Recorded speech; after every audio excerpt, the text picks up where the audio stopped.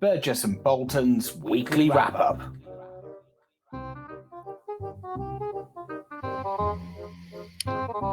Hello, Ben. Hi, Jeremy. Happy New Year.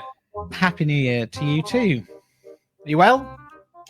I'm actually okay. Yeah, I've avoided the bullet that is Omicron. Yeah. Despite everyone around me falling foul of it. How about you? Yeah, me too. So far, so good. So just fingers crossed, isn't it? Yeah. So, yeah. Welcome, everybody, to this week's edition and our first edition of the year to Burgess and Bolton's weekly wrap-up, where we look at everything to do with the London market, technology, change, innovation, and this week we are going to very dangerously try to predict the future, as we've unsuccessfully done in the past. But before we get on to all that, we've got the news. So, Ben, let's kick off. So I've got first bit of news. Here we go. Which is Elizabeth Holmes, the founder of the Silicon Valley technology firm that was supposed to diagnose numerous illnesses with just a drop of blood, has been found guilty of fraud on a massive scale and be sentenced to quite a long time in prison. It's obviously a big story this week, but it's a story that that we're going to kind of look at through the lens of InsurTech and what it means for our side of the industry. Because in this piece on the BBC, in the editorial, it says there are big consequences for saying things to investors that aren't true. And I think it sends a broader message that you can't just go around thinking you can solve the world's problems with a bit of tech. Well, and yeah, go on.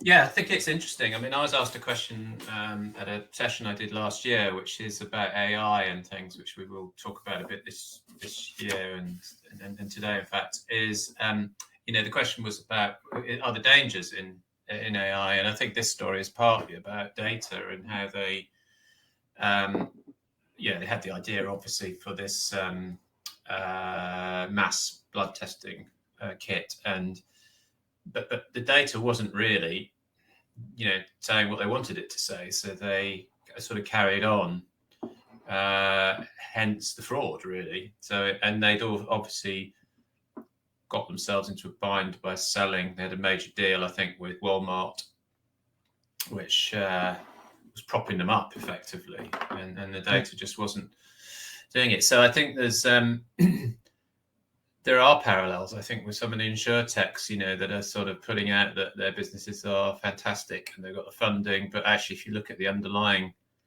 performance, the reality of the business is really, really important. And that's what the investors want to know about. It's no good, selling them a myth, I think. Yeah. And that brings me on to kind of the link that I saw, an interesting article in Insurance Journal. I put the web address up there because it's quite interesting. It's a bit all over the place, but I'll try and kind of pull out some interesting stuff. So it kind of covers two areas. Firstly, that this kind of thing that InsurTechs continue to quietly shut their doors, so close down. So there's obviously a lot of InsurTech start up and then they fail essentially, but that's not uncommon. And I'll come to that in a minute. And I think the second piece to this was, so my first problem with it is this word InsurTech that we've talked about many times. In this article, conflate InsurTechs as technology companies that have products and solutions to help and enable insurance companies with insurance companies that are using technology as the basis to deliver their products and services. And they make the example of Bought by Many, which is an insurance company which uses some very clever technology to bring groups of customers together that wouldn't normally be found in traditional ways of finding groups of buyers and then delivering products. Whereas, that is not the way that InsurTech. So we've just got to stop using InsurTech as a blanket definition for. Would Bought by Many see themselves as an insurance business or a tech business? Would they call themselves an InsurTech business, or would they not now?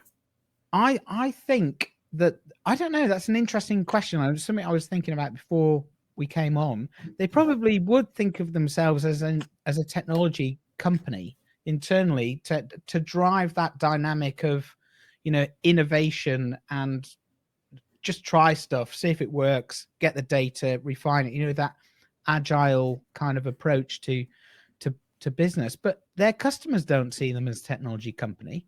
If you're buying pet insurance for your bulldog, because bulldogs have, lots of illnesses for them, so they can identify that through the technology. But what they're offering at the end of the day is an insurance product, which is different to, what a technology company will offer, which is a piece of technology. So that to me is, we just got to get that sorted out, I think. The other thing in the article was the number of failures, which I touched on, which I say there's 450, but they don't tell you out of what total number. So it's almost like, well, And then the second half of the article goes on to the valuations, and they spend quite a lot of time talking about whether that kind of the big valuations that you're seeing in some of the rounds of funding is a bubble. And for me, who cares about that? The interesting thing for me is the kind of the stats that come out that just show the increase in investment in technology and just the importance that organizations, incumbents, are placing on technology to enable their business operating models in the future. That's the interesting bit. But to bring it back round to our original story about Elizabeth Holmes and the fraudulent case there, I think it does put a lot of question marks, I think, now in organizations, and I mean insurers and brokers, when they're looking at investing in startups or putting together a little incubator, whatever it is. I think they'll want a stronger business case than perhaps they might have done in the past. Yes, I agree. And I think the Holmes case was premised on that, wasn't it? That actually it was just a normal failure, and that those things happen in business, where obviously they've drawn a line and said there's a big difference between deceiving effectively your investors, which is what she's really been convicted of, and things just not going to plan. And I think there will be questions about some of the insurance businesses in future around some of that, rightly so, because obviously it's a regulated industry and there's customers who are suffering potentially. But it's going to get, I think, more tricky because so much of it is so technology driven, and there's no, you potentially have systemic problems running through these businesses that are covered up and are just dots in spreadsheets, not real people, or not seen as real people. So I can see it's going to be an issue really around almost ethical practice in the business. Some of that stuff, I suppose, is why they brought fair value in and things like that, because it's a concern for the regulators. Yeah, agree with you. So that was our first bit of news. Quite interesting, big story, but I think with some implications and crossover to insurance. Second bit of news. This is No-Vax Djokovic. See what I've done there with the pun? Yeah, I get it. Yeah, thanks. He's stuck in Australia, and he's he's not being held captive as his family keep saying he is, because he can leave whenever he wants. Yeah. But it's a fascinating story. One, because it is over here. I mean, on the news, it's been the top story on the news for the last couple of days, and Today program led with it the other day. And I was going, what? And I think that's quite interesting. And before we came on air, we were just talking about this, and you were saying you think it's around the one rule for them, one rule for us dynamic, which really cuts through and aggravates people. Well, I think it does. I mean, I think it's the same story as Downing Street Party and Dominic Cummings and Bernard Castle and and many other stories, I think, around the world of rich people basically having not being touched by the things that your ordinary Joe is in the pandemic. And I think, this is obviously a very short-sighted decision, by the commercial side of the Australian Open to get Djokovic along because he's the best player in the world. Whereas actually, the contrast is that Australia's been locked down, significantly more perhaps than many other countries, and it's been pretty strict. And why they didn't see that there was going to be a problem with this, I just don't get. And I don't even see now why he would be fighting the case. I mean, it's kind of bizarre, really. But it shows more and more, it shows that there is a sort of divide in society, I suppose, that even when, even the kind of middle class, reasonably okay people go, bulk at this, sorry, we can't have you, it's because you're a multi-millionaire doing whatever you like, there are limits to it, and that's fair enough. I kind of agree with it, really. Yeah. And then there were these pictures of the press conference, which were just absolutely bizarre. I mean, this whole story has now become, it's worth telling because obviously the journalists must have known all this stuff was going on in the background, because it's just the gift that keeps giving, isn't it? Because obviously now the slightly nutty family that he has, trying to put him up on some kind of religious pedestal, almost describing him as analogous to Jesus Christ on the cross, which factually, as you said earlier on, isn't really the case. He's just in a hotel and he can go home whenever he wants. So, and he's still a multi-millionaire. So this is, it's just crazy. And then this rather bizarre jumble sale thing they did, where they showed the table of things that relate to him. They're like these. They remind me of those kind of, you go into Catholic churches and they have those, they have in the crypt. They have all the old, bones of saints and things like that. That's it's a bit like that, really. That he's almost gone to heaven, and they've now conjured up this rather bizarre picture. It's kind of weird, actually, I have to say, and no wonder when you look at their reaction to this, no wonder they've got some funny ideas about vaccination and stuff like that. Yeah, it's a funny story, that's for sure. And the voice of sanity was Rafael Nadal. He said, "I don't think he should have gone. He should have followed the rules." And and he said, the way to solve the crisis we've had is through a vaccine, so he shouldn't be there. And it's pretty sensible, straightforward stuff from Nadal. But he'll no doubt go home. But they're looking at other players now. They're saying lots of others have had visas waived and things. Yeah, they were saying yesterday that 90 or 95% of the men's tennis players have had a vaccine out of the top 150 or something. Yeah. So they could very quickly go, well, Novak is one, so there's probably one or two others that bring it down to the 90%. Yeah. So it's not very many, I don't think. But that's data for you, isn't it? That's data for you. Yeah. There we are. Which brings us neatly onto our new feature of the year, Ben. You'll like this. I made this for you. What's the word on the data street, Ben? It's Yeah. for the kids out there who haven't seen Police Squad. There was always a character called Johnny that Leslie Nielsen had to go and visit to find out what the real story on the street was. And you'll be delighted by this, Ben, because I made you a jingle for this item. So let me play it now, and then you can tell me what you think of it. Here we go.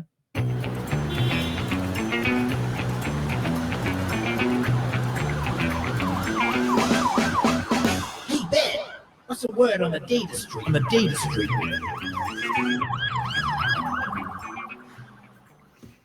That's there we go. superb. That's really good. Thank you. That's amazing. I'm going to have that when I do presentations. It's going to, Yep, every presentation I do for clients, I'm going to have that playing before I start. in the back. So there we are. So Ben, what is the word on the data street? Well, the word on the data street comes this week from Slipcase, who has produced, as you might expect, in a timely fashion, the stats of the year for their August aggregator website, which I can highly recommend to everybody. Run by Alex Hearn, also a very nice and talented chap.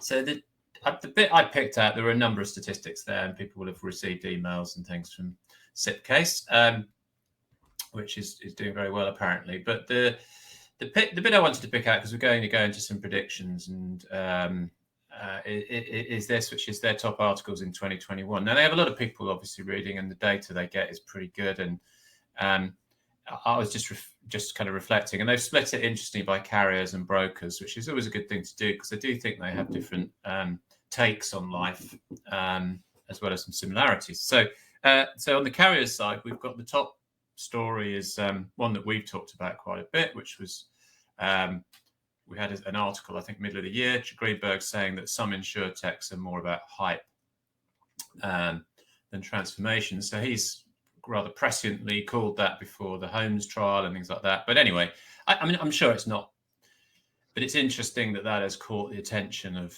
brokers. I suspect it's because it's Greenberg, and anything that Greenberg says is interesting inherently. And he's a charismatic figure. The next one was climate litigation covered by insurance. So brokers clearly interested in actually stories, I suppose, that are about, where there is lack of coverage and where there might be stuff that where gaps could be filled. And then on both sides of this survey, London staff want big pay rises. Not surprising everybody would read that. I suppose more in hope than anything else. And then two stories at the bottom that we talked about a lot was our biggest story of the year, which was the Aon WTW deal. Which these two stories actually were pre the deal, I think, about the things that had to happen. So I bet a lot of Aon and WTW brokers were clicking away on those articles to see if it was going to happen. Yeah, absolutely. It'd be interesting to see what happened afterwards to that, but it obviously didn't come in the top five when it all went down the pan. Then the carriers was slightly different, hybrid office. So they're obviously worried about what's going to happen when they go back to work or to go back to physical offices. Pay rises, number two, InsurTech article by the Insider, which is a similar one to the one you just pulled out, which was about InsurTech's kind of failures and so on, and this whole debate that's going to probably go on this year. And then obviously, and this was a bit, this story sort of fizzled out, I think, but it was the European Brexit issue that Lloyd's had, which was going to cause an issue potentially, I think, obviously for people writing risks out in Europe. So you can see why that for underwriters and insurers would be an issue. And the final one is just a bit of a funny one, really. Was Swiss Re, zombie companies likely to keep commercial insurance rates rising? I suspect, my take on this is it just says rates rising, and underwriters immediately click on that because that's a good thing for them. Or the Google robots just saw the word zombie, and they, when the next zombie movie came out, they got picked to them. Well, it could be just that there's more affinity with zombie movies than we think in the insurance world. I once did a study which was genuinely among finance directors, and it said that 50% of them watched Top Gear regularly. And it was a hard one to get across the line because it was such a big number, but I can tell you it was right. And it was incredible. I mean, it was a huge penetration of that audience. Wow, 50% watched Top Gear. Presumably, I said, because they all manage fleets and things like that, and they like cars. But anyway, they're probably all men, aren't they, as well? Well, and all men. Yeah, they were. All men. They were then. They were Yeah. then. Yeah, definitely. Very good. Right. Should we play the jingle one more time? Oh yeah, play again.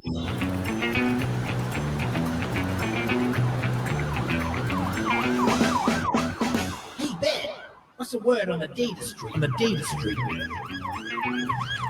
Top quality production values. Next week, you've got to hand me $10 like they do in the film. Yeah. Let's move on. Right. So, as I said at the top of the show, we've got some predictions. So we've come up with 7 things that we think we might be able to comment on. The first one I'm going to kick off with, because we kind of covered already, which is the role of technology, not InsurTech, but technology as a whole. And we've talked about this in the show last year and quite a lot, that it's about technologies that deliver value to both customers, but also those users. Those are the ones that are going to cut through. They're the ones that are going to make a real impact.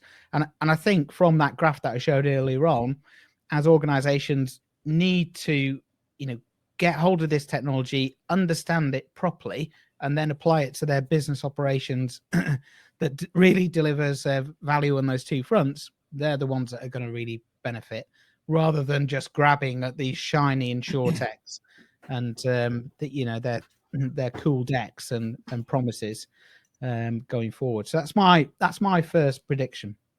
Yeah, I agree with it. I think it's in research that we're seeing as well, that we're seeing more of the user view, if you like, coming into play.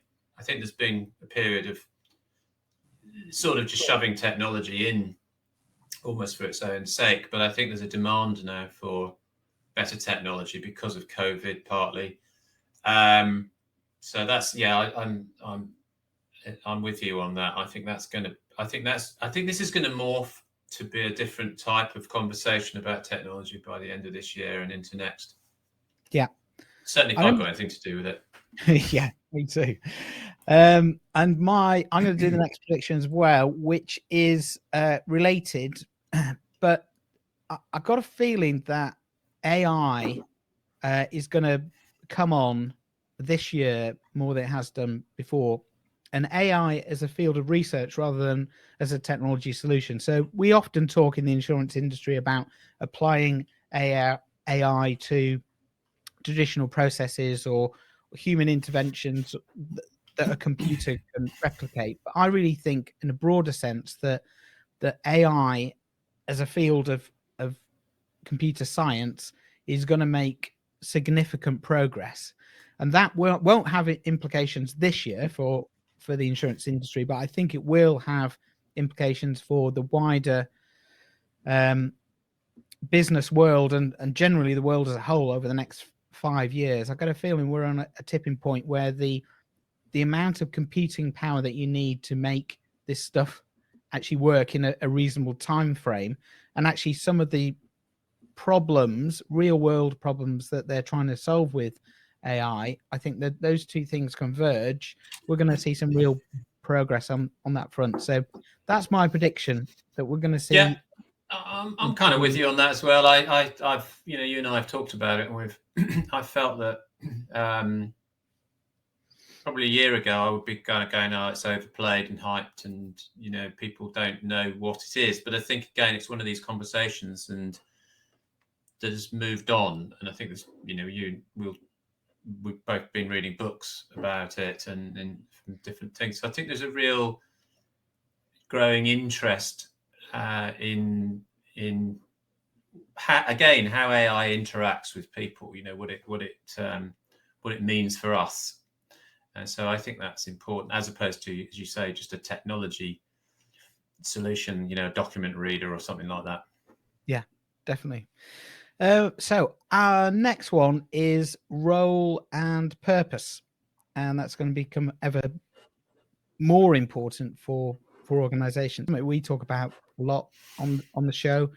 I think the reason we put it in there is because the backdrop to the pandemic means that nobody knows more than ever what the future holds. So they're going to be grasping for organizations that have got a very clear purpose and then can tell you your role in helping deliver that. And surprisingly, still within organizations, that I still feel that some organizations are drifting. One I can point to without fear of being caught out is Lloyd's. I think if you look at Lloyd's as an entity, and what is its role and purpose, what is it there to do? And I feel that it hasn't nailed that down. Until it does, it's going to find it tricky to find talent and find its place in the world, I suppose. Yeah, I think that there's that phrase: "A crisis doesn't prove that, your worth; it reveals it." And I think that, or something like that. And I think it's about right. And I keep coming back to that phrase because what a lot of this is about is, broadly transparency and what do you stand for and what are you about. And in a funny way, that links to the kind of Djokovic type of rhetoric as well, which is, look, we've been through a period where actually it was pretty tough, and we kind of want to know what we stand for, what the companies we work for, what they stand for, what the brand is, what the trust is that we can have in the organization. Is this an organization that's committed to societal positive change, et cetera, et cetera. So all of these things really, in a way, are both, they're challenges. I know that ESG is the number one for many or most insurers and brokers to get it right, because there's a lot to do. But also, I think there's a sort of sense of opportunity in this as well, which is that if you can get it right, you will have competitive edge, and there will be growing opportunities, from doing the right thing, both in things, even but by example, things like attracting diverse talent, which we've talked about, into the market. So in insurance particularly, there's a realization that actually how you behave and what you do and what you stand for and communicating that really well is important. So the softer stuff, which historically insurers have been, carriers have been very poor at, is becoming extremely prominent, so I think that's a good prediction. Yep. Good. Right. Now we've got the next one is a related topic, one you touched on in the slipcase top 5, the future of the office in London. I strongly believe that there's a massive hunger to return to work, to return to meetings, to return to live events, to just get back to meeting up again. And I think the future of the office in London will change, but it will still be a place where creative conversations take place, sparks of innovation are found, and it will play an important role, I think, going forward. Yeah. And I think there's been a lot of talk about, well, we can all work from home and we don't need to go into London anymore, or we don't need to go into our offices. I just think that it's too short-sighted. It won't deliver the solutions to tomorrow's problems by having Zoom calls or Teams calls. I think you need to be face to face. And I think it's linked into 3. I think it's hard to do 3 if you're sitting at home. I think that is about change, transformation. You need to be with people, talking to them. It's about building belief, I think, and pride. in organisations. I think that ebbs away. I think if people are sitting at home, I have to say, I think a lot of people I've spoken to and interviewed who are working from home, I sense that they are more disconnected from the brands and the organisations they work for. I think they're doing the job, but I don't feel they've got the strong pride and belief and affinity. And I think talking to organisations several years ago and over probably the whole of my career, really, I think that, one of the things about big organisations they've struggled with is little silos, of people, and saying that, how can we get the concept of our whole organisation so everybody takes pride in it, not just in the 6 or 7 people they work with in that team. And that's very difficult. And I think that's also been broken up a lot more by the working from home. So I agree with you. I think though we are going to have to go to some sort of different routine, and I think it will be a hybrid routine. I think it will be 3 days a week. So I've felt for some time it's going to be rather like agencies work, where you give people more trust in the job and you allow them to do it in different places. So there's a relaxation of the procedures and rules. So there is something to be managed there, which we'll be discussing. But it's at the moment, it looks like it's settling to sort of 3 days a week-ish, 3 or 4 days a week. Which I know, from running agencies, it works well. You don't need to have people in every single day. That always seemed anathema to me, presenteeism, as they call it. But I think now, I think people want a routine. They want to know everybody's going to be in on a Wednesday. We're all going to be talking about things. And these are not just special occasion meetings. They're just, they're just in the office type things. Yeah. So next one, Ben, I'm going to let you kind of lead on. So marketing and brand. So this is obviously pretty self-serving because I work in this area, but I do believe that this is, and it's linked into 3 and to some extent into 4, which is the importance of the brand in insurance. And I think that I know and I can see there is more and more investment going into that. That's because the market is consolidating to some extent. There are challengers coming in, challenger brands, as we call them. And none of those brands, by the way, comes in and just goes, oh, look, I can underwrite better than the next guys. What they talk about is their people, their talent, their unique way of doing things. They immediately nowadays start to build a brand, build a position in the market. So all of this requires, and we get asked this a lot now compared with a few years ago, requires good knowledge of how marketing works and more of those skills. And actually, there are more teams now, I think, that have those skills and are developing those skills. At the same time, the world is digitizing, of course. And I think that as well is a huge opportunity for both product selling and development, product development, innovation, service innovation. So again, all of that, whenever you do that stuff, needs that sort of brand on it, because you're in a digital world, you have to kind of get your brand across in a different way. But the opportunities that you have with data are huge, really huge. So I think the industry is beginning to cotton on to that, but it's so that's going to grow, I think. And my final point is it's about competition. So I'm getting a lot of questions about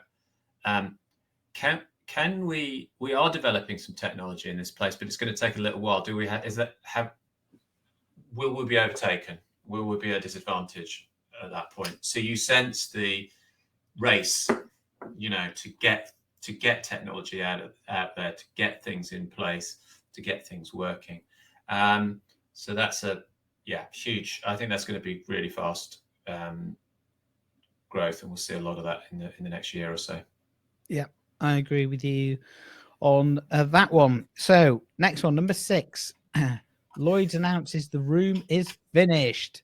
Effectively, go on, Ben. What do you mean? Okay, so I thought this for some time. I think it's been almost admitted by the senior people at Lloyd's that the room is in its current form finished. That it's not viable.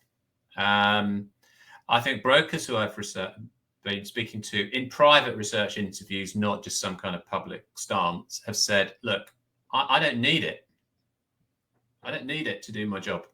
In fact, some are saying it gets in the way of doing the job well, and it's a bit of a slow, painful process. And I think Lloyd's has that reputation at the moment still, which is it's slow and it's clunky and all those sort of things. And I think the room, to some extent, represents some of that stuff, which is maybe unfair, but it's unavoidable. It's synonymous with Lloyd's. And I think when you look at that beautiful room and building, and you say, yeah, it's great, but it's kind of out of date as well. You know, it feels to me out of date.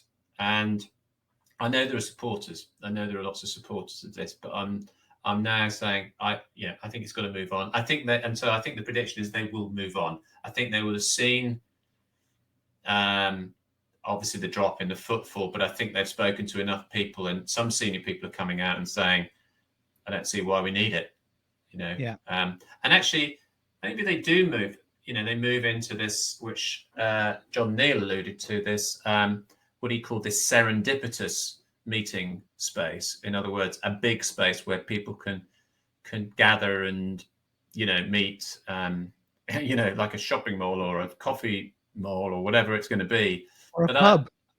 A big pub, exactly. That would be good.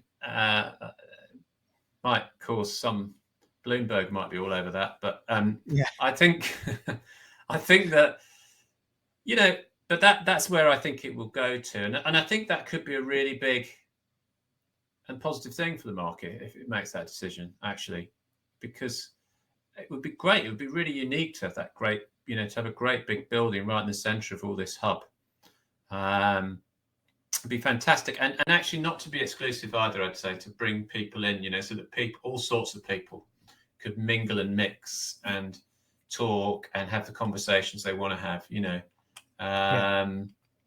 you know, and put the room in a museum, put it in a nice museum, and keep the heritage. You know, because that's important too. But I think I think this year they'll announce it's finished. I don't think they can go for another year leaving it hang. Great. We put a time frame on it, so we'll look back this time. July the 2nd, they'll announce it. Okay. Yeah. Got it. Right, last one.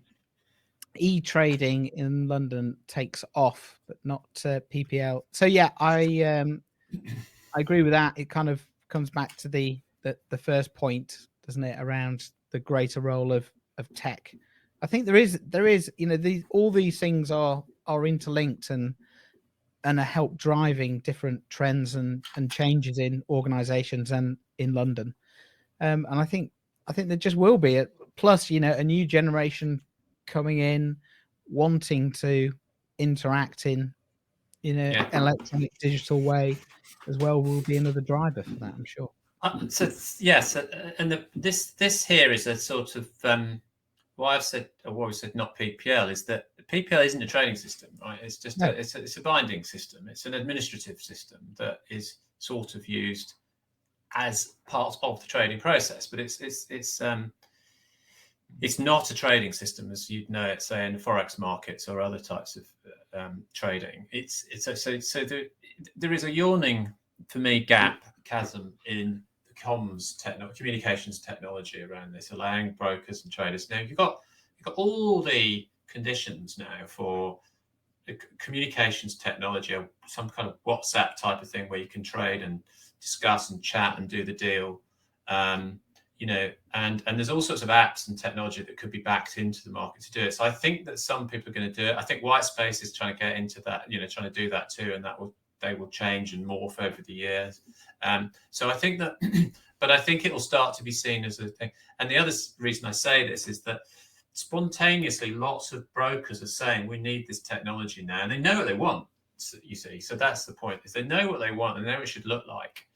And many of them are saying, I can't conceive of why we haven't got that, and it's supposed to be coming. So I think it will start to take off. I mean, and I don't mean when I say not PPL, I mean not like, oh, everybody's pressed a button on a computer to bind a risk. That's not, for me, e-trading. And I think definitionally it's important to have the right, you know, to describe this properly. E-trading is I can be on the train, or I can be, you know, walking across the Jubilee Bridge or something. I could be having a conversation. I could be doing a deal. I could be live chatting or whatever it is, and then I can actually say, "Here, let's broker that." So Yeah. that's what we want, and the other end is the volume stuff and things like that. But it's starting to pull that together. That's got to start to happen this year, and that's a prediction. Yeah, that's good. Great. So there's our 7 predictions. We will we'll save those in a vault, not to be touched or opened until this time next year, and we'll come back and find out exactly how wrong we were. Yeah. Well, we're known for that, aren't we? Being wrong. We are. Things. Yeah. Great. Right. That was good fun, Ben. Thank you very much. Right. What are you doing this weekend? Anything good? Oh, Christmas 2.0, because I was a bit blown out by COVID at Christmas because my wife and others had it. But so I'm doing a kind of second take with some other parts of the family where we're just, I don't know what we're having, but I don't think we're having turkey again. I hope not. But so, yeah, that's it. That's the weekend. Yeah. So, all right. Do it twice. No, that's good.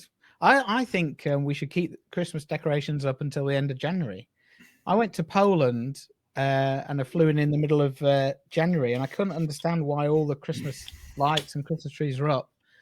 But that's what they do. They keep them up till maybe February or something. And it's really nice because it's dark most of the time. Now you drive around and go, okay. I'm not on that. I'm like, put it up on Christmas Eve and take it down on Boxing Day type of put. I'm like the Grinch. So I don't like all that. I kind of say, let's just that's it. It's over. I'm the sort of person on holiday, when you're 2 days from going home, just say, look, you might just pack the bags. The holiday's over. Let's go. Forget it.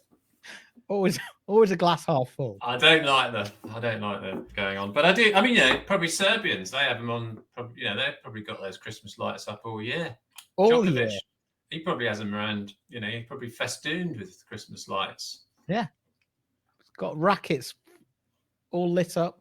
I think those. I'm surprised there were no Christmas decorations on that table. Yeah, for sale. I wish I'd photoshopped a for sale sign onto the jumble sale. I might do. I think they're going to keep adding to that table over the next few weeks. It's like it's like a memorial to Djokovic, who's been imprisoned. Yeah, poor bugger.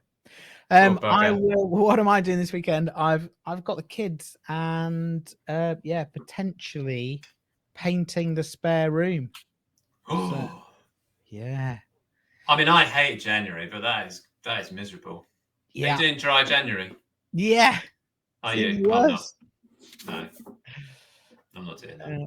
Yeah, because I had my knee wouldn't work in December. It meant that I put on extra weights because I couldn't do any exercise whatsoever. So I have to do something about it. Otherwise, I see. Yeah, it's a weight. It's more of a health thing rather than I normally would not do dry January I'm not doing that. It's ridiculous. No, that's fine. I need to.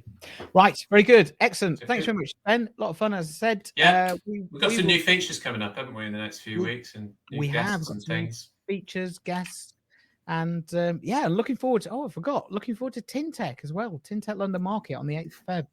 You'll be there. I'll be there. Good. Me, you. Phil will be there. Yeah. So look forward to seeing everybody. Yeah, it'd be good. I'm writing the presentation as we speak. Oh God! You can still register. It's absolutely fine. No, I'm doing the presentation. It's fine. It's going to be good. Come. If you only come for mine, come. Good. Excellent. Right. Thanks, Ben. See you next week. Thanks, everybody. Jeremy. Have a great weekend, everybody. Bye.